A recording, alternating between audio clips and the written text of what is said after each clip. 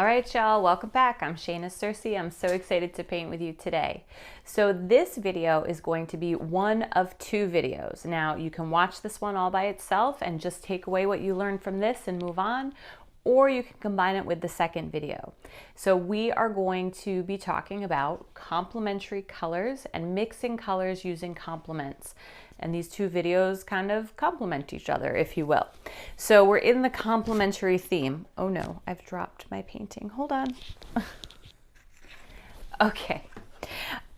So the first video, this one that you're going to see, we are going to be talking about all of our primary and secondary colors and then the complements, who is paired with who. And then we will be doing an exercise where I show you all the variations between the two as we mix our complements together.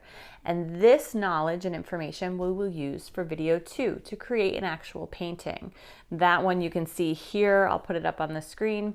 So definitely go ahead and check out that second video if you want to make something with these complementary colors. Otherwise, you can just take this knowledge and info onto whatever paintings you want to create. So let's jump into it and get started. And complementary color mixing is one of my favorite things, so I can't wait. Hey y'all, as I said in the introduction to this video, this is a two-part, this is part one of a two-part set.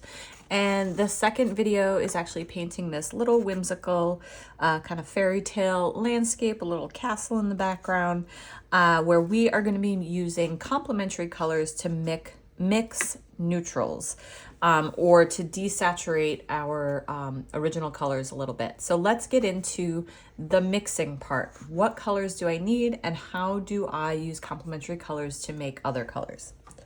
Great question. I'm so glad I can answer it for you. Color mixing is like magic.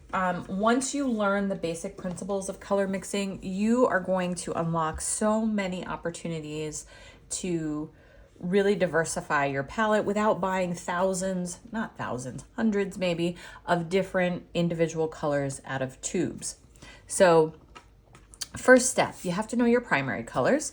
So we're going to start simple. Now I have other color mixing videos that include warm and cool versions of the primary colors. So each primary color has different hues to them that can change kind of what your outcomes are. But I'm just going to stick with basic colors that most likely you have in your palette already.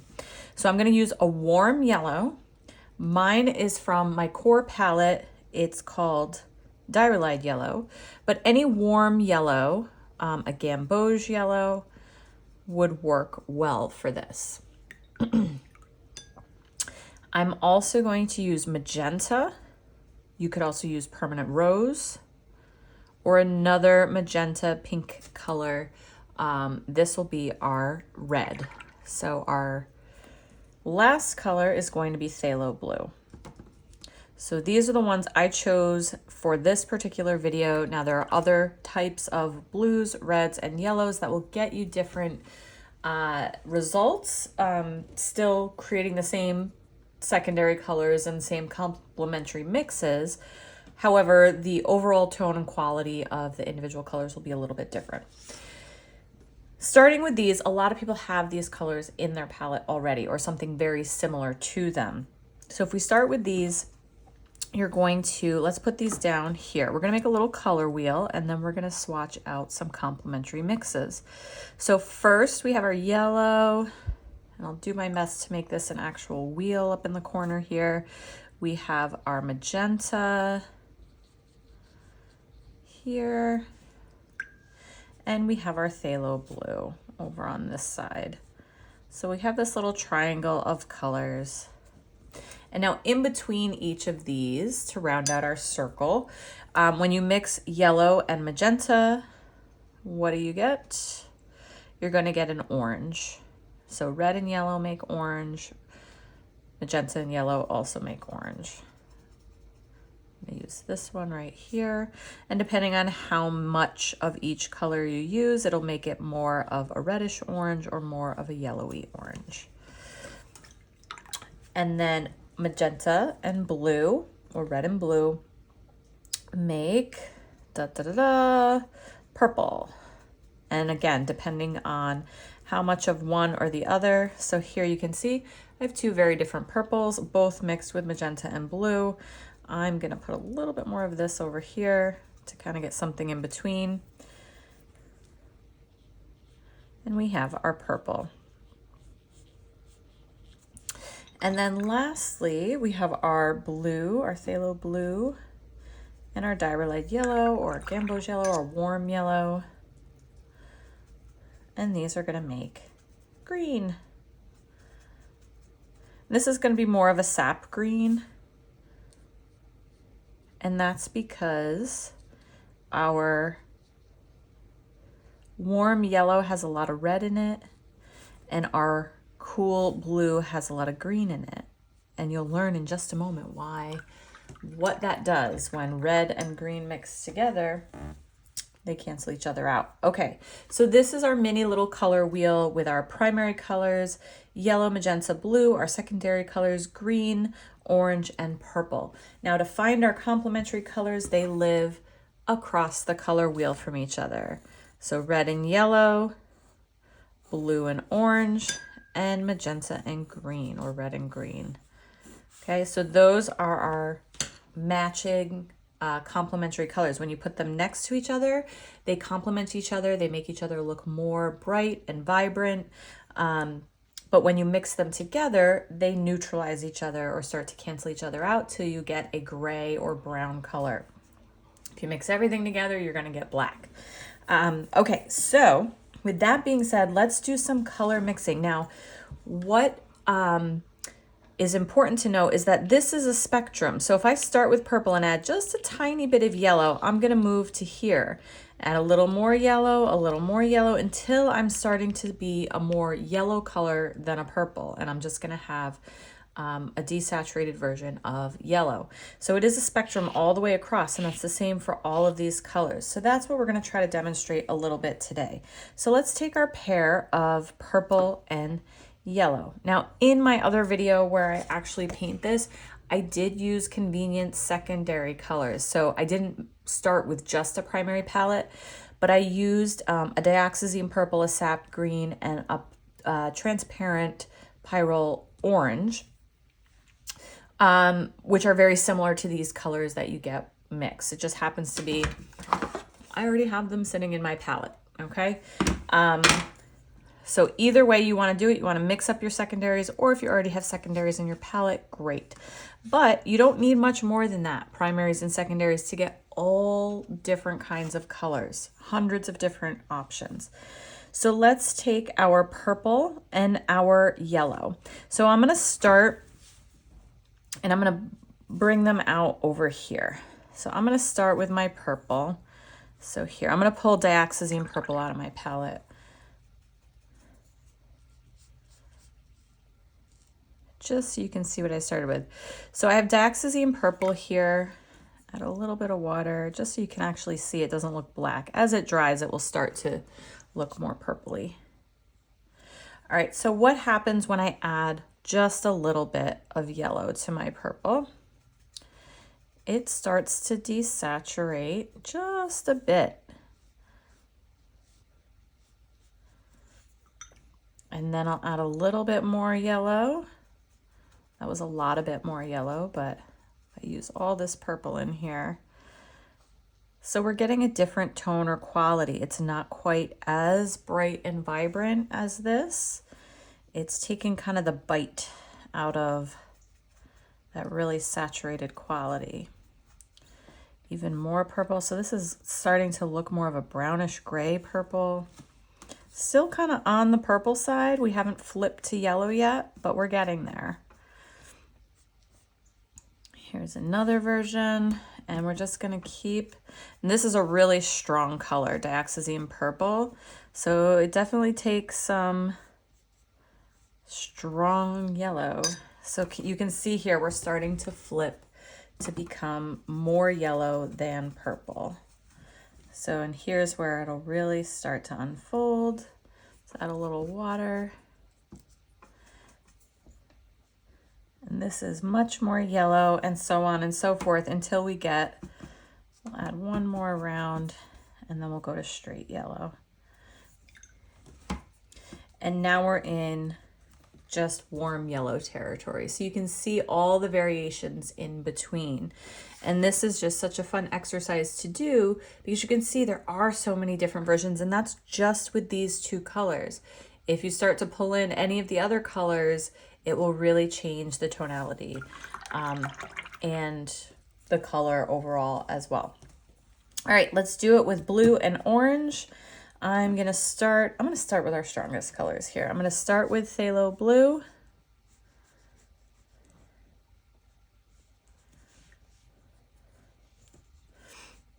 And we're gonna move down to orange.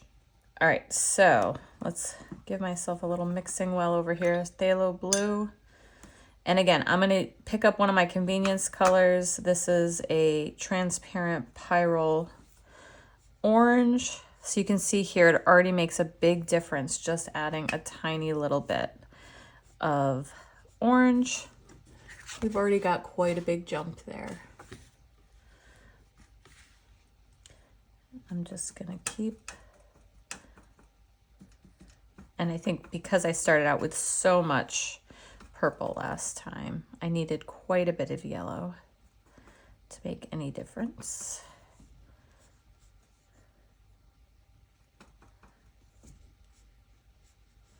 So we almost get a green quality, like because this blue has so much green undertone in it. As I'm mixing in the orange, it's really bringing out the green quality of that blue. And again, we're gonna keep going and get to kind of this version of brown or a gray. And that really all depends on what primary colors you start with. All right, so now we're really flipping towards more orange. So look at this dramatic change. This is a beautiful orange color, but these are even becoming a little similar in here, right here where we've mixed the two primaries together because they're very neutralized.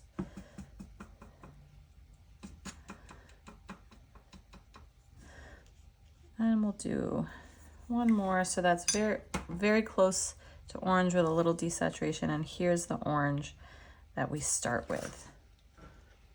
All right, and last one, we're going to do our green and magenta. So let's start with, I'm gonna start with magenta at the top. It doesn't really matter. I mean, I could put it down here because these are all the warm colors and the other one is the cool colors.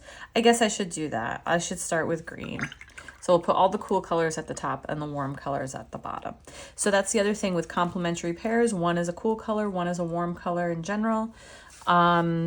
One is a primary, one is always a secondary. Okay, so if you can remember your primaries and secondary colors, you're never gonna mix a blue and a magenta because those are two primaries. They're gonna make purple. They're not gonna cancel each other out. So we're gonna start here with our Sap Green. So my Sap Green is very yellowish in nature in my palette. Maybe I should start with Sap Green and a little phthalo. This is more of a true green. And then from here, you're gonna see as I add little bits of magenta, it's going to start to become more woodlandy. Whenever you have a palette, often palettes will have very bright, like if you get like a set, we'll have a very bright green, a viridian green or very cool green. And one of the things you can do is add a little red to it if you want it to be more in the sap green territory. I have a big splotch of water right there on that one. So you can see I have this lovely brick color. And in here, like in this painting, this is very close to this. Going a little bit further. So again, flipping towards the magenta side.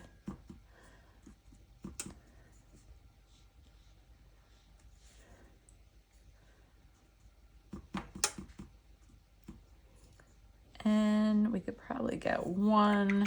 The last one will be straight magenta.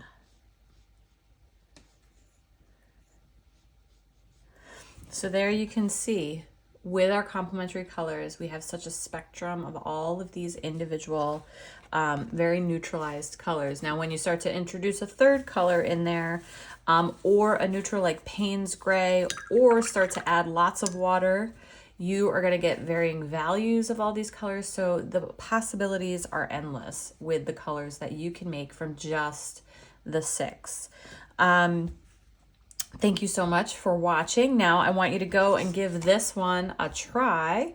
Find a bunch of these colors within. You will see in the video that I do use Phthalo Blue and Payne's Gray as one of the mixes, not necessarily complementary colors. So that's a lot of fun to try out as well. Go ahead and give it a try. If not, just take this complementary color information and start to store it in your brain, and you will see that even when you have convenience colors out of a tube, say you have a convenience blue or purple or an orange that isn't your traditional like ultramarine or cobalt or phthalo blue, you can doctor those colors up too if you know the basics of color mixing. Who are complementary colors, who are primary colors that get mixed together, and what happens when I add like Payne's gray or a black to it. So when you know all that information, you can even doctor up your already existing convenience colors and make them into new colors. So I hope this was helpful. Thank you so much. I'm Shayna Searcy. Don't forget to like and subscribe. Check out the description of this video for more information on my supplies and materials. Share this video with someone who you think might need some help learning about their complementary colors. All right, y'all. Thank you so much. Have a good one.